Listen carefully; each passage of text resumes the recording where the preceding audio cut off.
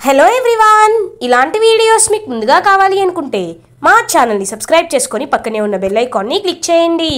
Upcoming రివ్యూలోకి వెళ్ళిపోదాం. Episode start అవ్వగానే రాజ్, కావ్య వాళ్ళ బావ కనకం వాళ్ళ ఇంటికి రీచ్ అవుతారు కదా. ఇంకా వాళ్ళిద్దరికి కలిపి హారతి ఇవ్వాలి అనగానే రాజ్ అయితే ఒక్కసారిగా జెలస్గా ఫీల్ అవుతాడు. ఏవండి, మీరు మా అల్లుడికి మేనల్లుడికి తేడా తెలుసుకోండి. నేను మీ అల్లుడిని, వీడు మీ మేనల్లుడు అని చెప్పి ఇంకా తన జెలస్ అంతా చెప్తూ ఉంటాడనమాట రాజ్. అది చూసిన కనకంకి, కృష్ణమూర్తికి, అప్పుకైతే నవ్వు వస్తూ ఉంటుంది. ఇంకా కావ్య చేయి పట్టుకొని రాజ్ కావ్యని ముందుగానే లోపలికి తీసుకువెళ్ళిపోతాడు. కావ్య వాళ్ళ బావ కూడా ఇంకా రాజ్ వెనకాలే నవ్వుతూ అక్కడి నుండి ఇంకా ఇంటి లోపలికి ఎంటర్ అవుతారు. రాజ్ కావ్యం తీసుకొని ఇంటి లోపలికి వస్తాడు. ఇంకా కనకమైతే అల్లుడు గారు ఏం తింటారు అని అడుగుతుంది. నాకేమొద్దు అని అంటాడు రాజ్. అయ్యో, మిమ్మల్ని కాదల్లుడు గారు, మా మేనల్లుడిని అడుగుతున్నాను, చెప్పు ఏం తింటావు అని అడుగుతుంది కనకం. అని షాక్ అయిపోతాడు రాజ్. ఇంకప్పుడే కావ్య వాళ్ళ బావ, అత్తయ్య మీ దగ్గరికి వచ్చి చాలా ఏళ్ళైంది, అలాంటిది మీరు ఏం పెట్టినా మొహమాటం లేకుండా తింటానత్తయ్య అని అంటాడు కావ్య వాళ్ళ బావ. ఇంకా వెంటనే రాజ్, అలా అని బయటన్న కుడితి తీసుకురాకండి, తాగినా తాగేస్తాడు అని అంటాడు రాజ్. ఇంకా వెంటనే నవ్వొస్తుందనమాట కావ్యకి. ఏంటండి మీరు, మా బావ వింటే ఫీల్ అవుతాడు అని అంటారు. అవుతాడులే అని సైలెంట్గా ఉంటాడనమాట.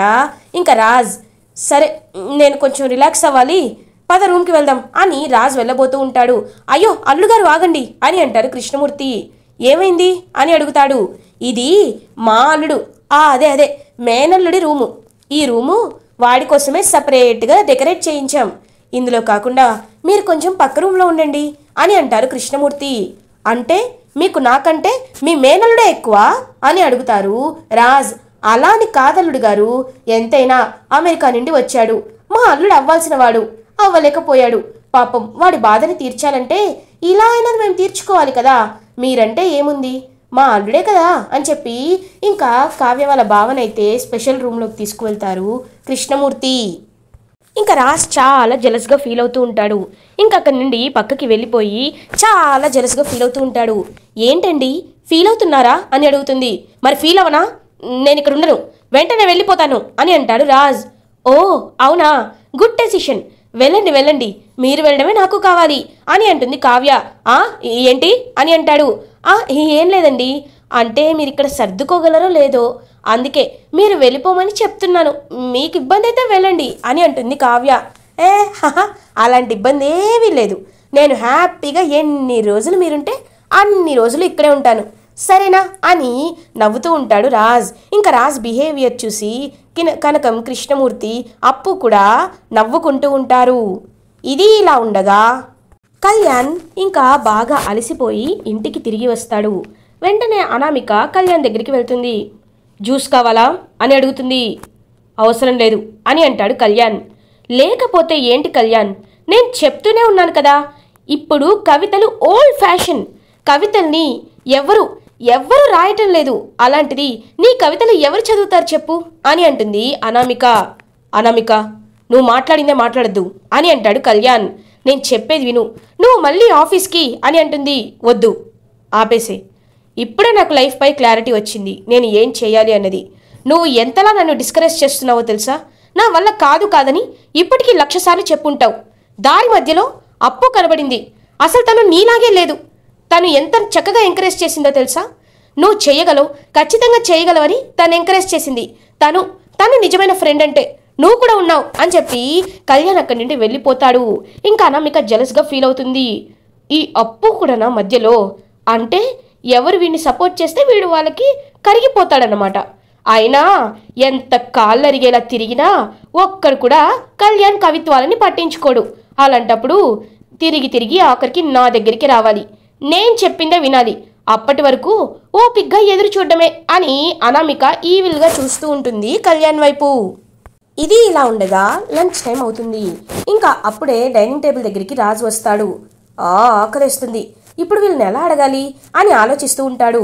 అదే టైంకి ఇంకా కృష్ణమూర్తి వాళ్ళ కావ్య వాళ్ళ భావం తీసుకొచ్చి, రాలుడు రా కూర్చో, నీకోసం మీ అత్తయ్య ఎన్ని వంటకాలు చేసిందో తెలుసా అని చెప్పి ఒక్కొక్కటి ఇంక వడ్డిస్తూ ఉంటారు. రాజ్ అలా చూస్తూ ఉంటాడు. కావ్య కూడా ఇంకా అలా రాజ్ వైపు చూస్తూ ఉంటుంది.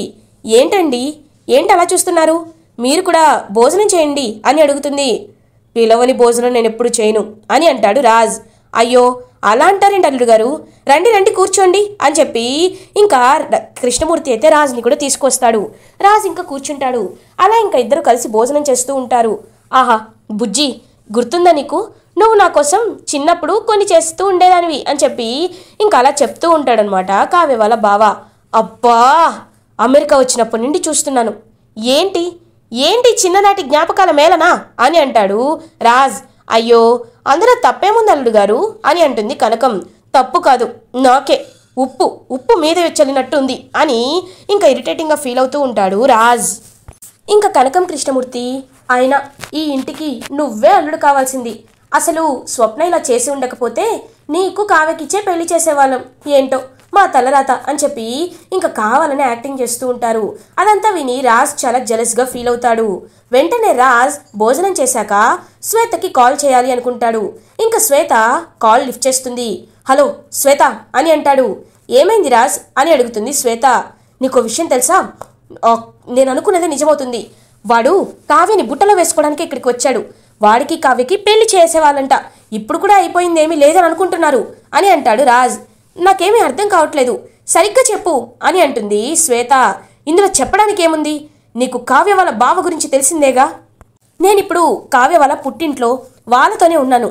వాళ్ళు పదే పదే అంటూనే ఉన్నారు, ఒకవేళ నేను చేసుకోకపోతే వాళ్ళ బావకే కావ్యనిచ్చి పెళ్లి చేసేవాళ్ళంట.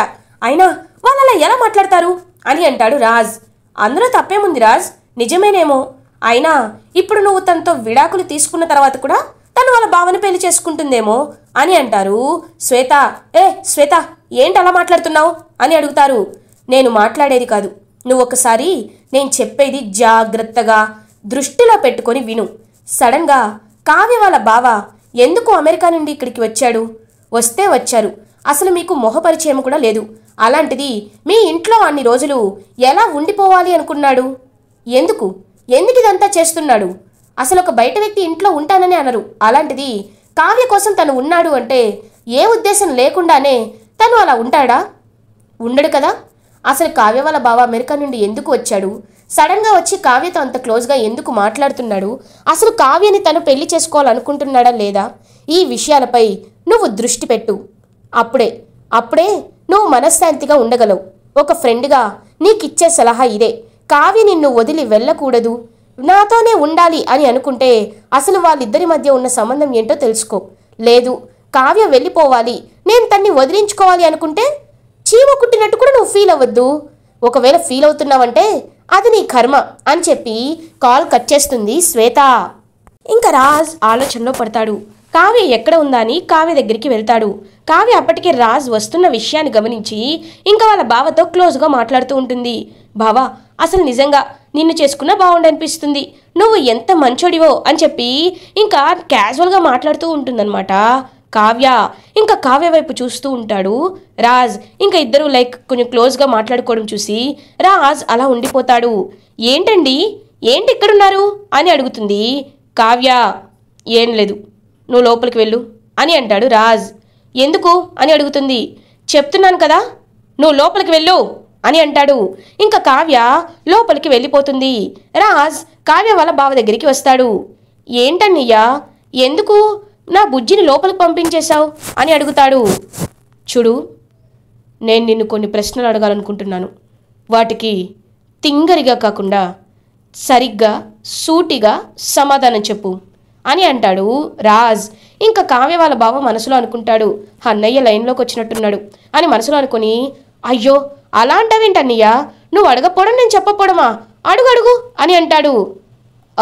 అది కళావతి అని తడబడుతూ ఉంటాడు.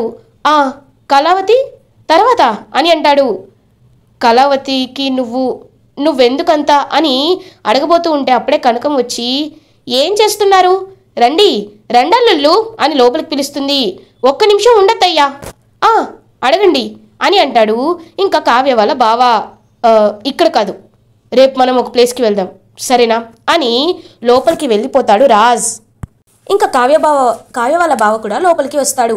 కనకంతో, అబ్బా అత్తయ్య, నీకు అసలు టైం సెన్స్ ఉండదా అని అంటాడు. నేనేం చేశాను అని అంటుంది కనకం. అబ్బా, కరెక్ట్గా అన్నయ్య ఓపెన్ అవుతున్న టైంకి వచ్చి రండి రండి అని పిలిచావు. ఇప్పుడు చూడు అన్నయ్య వెళ్ళిపోయాడు. రేపేం చెప్తాడో, ఈ లోపు మనసు మారిపోతుందో, ఓపెన్ అయ్యాడనే టైంకి ఇలా చేసావు, ఏంటి నువ్వు అని అక్కడి నుండి వెళ్ళిపోతాడు. ఇంకా కావ్య వాళ్ళ బావ, అయ్యో ఇప్పుడు నేనేం చేశాను అని ఆలోచిస్తూ ఉంటుంది కనకం. ఇది ఇలా ఉండగా అపర్ణ భోజనం చేస్తూ ఉంటుంది. అదే టైంకి తనకి రాజ్ గుర్తుకు వస్తాడు. ఇంకా రాజ్కి కాల్ చేయాలనుకుంటుంది అపర్ణ. హలో రాజ్ అని అంటుంది. మమ్మీ అని అంటాడు రాజ్. ఏం నాన్న వాయిస్ ఏంటి డల్గా ఉంది? నువ్వు కావ్య వాళ్ళ పుట్టింటికి వెళ్ళావంట కదా, అత్తయ్య గారు చెప్పారు అని అంటుంది అపర్ణాదేవి. అవును మమ్మీ అని అంటాడు. మరి అన్ని రోజులంటే ఉండగలవా నాన్న అని అడుగుతారు. పర్లేదు మమ్మీ అని అంటాడు రాజ్. సరే తినేసి నిద్రపో ఓకేనా అని చెప్పి ఇంకా కాల్ కట్ చేస్తుంది. ఇందిరాదేవి ఏమంటున్నాడు అని అడుగుతారు. ఏదో వాయిస్ చాలా డల్గా ఉంది అత్తయ్య అని అంటుంది అపర్ణ. ఎందుకుండదు, ఉంటుంది. ఇంకో 2 రోజుల తర్వాత వాడే బయటపడతాడు అని మనసులో అనుకుంటారు ఇందిరాదేవి. ఇది ఇలా ఉండగా మార్నింగ్ అవుతుంది. రాజ్ బాగా ఆలోచించుకుంటాడు. ఆలోచించుకొని అలా ఇంకా రాజ్ అయితే కావ్య వాళ్ళ బావని బయటికి తీసుకువెళ్తాడు. ఇంకా కావ్య ఎక్కడికి వెళ్తున్నావు బావా అని అడుగుతుంది. నువ్వు ఉండు, నేను వచ్చాక చెప్తాను కావ్య, ఇదేదో సీరియస్ మ్యాటర్లా ఉంది, సరేనా? ఖచ్చితంగా నా ముందు మీ ఆయన ఓపెన్ అయిపోతాడు చూడు అని చెప్పి ఇంకా హ్యాపీగా బయలుదేరతాడనమాట కావ్య వాళ్ళ బావ కూడా. ఇంకా ఒక ప్లేస్కి తీసుకువెళ్తాడు రాజ్. వెంటనే కావ్య వాళ్ళ బావ, ఏంటన్నయ్య ఎక్కడికి తీసుకొచ్చావు అని అడుగుతారు. చెప్తాను, ముందు నువ్వు నా ప్రశ్నకు సమాధానం చెప్పు. నువ్వు నిజంగా కళావతిని ప్రేమిస్తున్నావా అని అడుగుతారు. అదేంటన్నయ్యా అలా అడుగుతున్నావు అని అంటారు. నిజం చెప్పు, నువ్వు కళావతిని ప్రేమిస్తున్నావా? ఇంకా నీ మనసులో తనని ప్రేమగా చూస్తున్నావా అని అడుగుతాడు. అన్నయ్య, నువ్వు ఇంత ఓపెన్గా అడుగుతావని నేను అనుకోలేదు. అవును, నేను కావ్యని ప్రేమిస్తున్నాను అని అంటాడు కావాలనే పాపం కావ్య వాళ్ళ బావ. అయితే మీ పెళ్ళిని నేను జరిపిస్తాను. ఇదిగో డివోర్స్ నోటీస్, నువ్వే తీసుకువెళ్ళి తనకి ఇవ్వు. తనతో డివోర్స్ అప్లై చేయించు. మా ఇంట్లో వాళ్ళకి నేను సర్ది చెప్తాను. మా ఇద్దరికి విడాకులు వచ్చేశాక నువ్వు హ్యాపీగా కావ్యని పెళ్లి చేసుకొని కొత్త లైఫ్ని స్టార్ట్ చేయి అని అంటాడు రాజ్. ఒక్కసారిగా మైండ్ బ్లాక్ అయిపోతుందనమాట ఇంకా కావ్య వాళ్ళ బావకి. ఏం మాట్లాడుతున్నావు అని అడుగుతారు. అవును, నువ్వు వచ్చినప్పటి నుండి నేను గమనిస్తున్నాను. నీకు కళావతి అంటే చాలా ఇష్టం. కళావతిని చాలా ప్రేమగా చూసుకుంటున్నావు. నీతో ఉన్నన్ని క్షణాలు కళావతి నవ్వుతూనే ఉంది. కళావతి సంతోషం కంటే నాకేది ముఖ్యం కాదు. నేను బాధపడుతూ తను కూడా బాధపడాలని అనుకునే అంత దుర్మార్గుని నేను కాను. తను నీతో సంతోషంగా ఉంటానంటే నాకు ఎలాంటి అభ్యంతరం లేదు. కళావతిని బాగా చూసుకో, తను చాలా మంచిది, సరేనా అని అంటాడు రాజ్. చూడు, నేను ఇప్పుడు నిజం చెప్పాలనుకుంటున్నాను రాజ్. అసలు నాకు కావ్యపై ఎలాంటి ఉద్దేశం లేదు. నువ్వు తన్ని వదిలేయాలనుకుంటున్నావనే మేము ఇదంతా కలిసి నాటకం ఆడుతున్నాం అని అంటారు కావ్య వాళ్ళ బావ.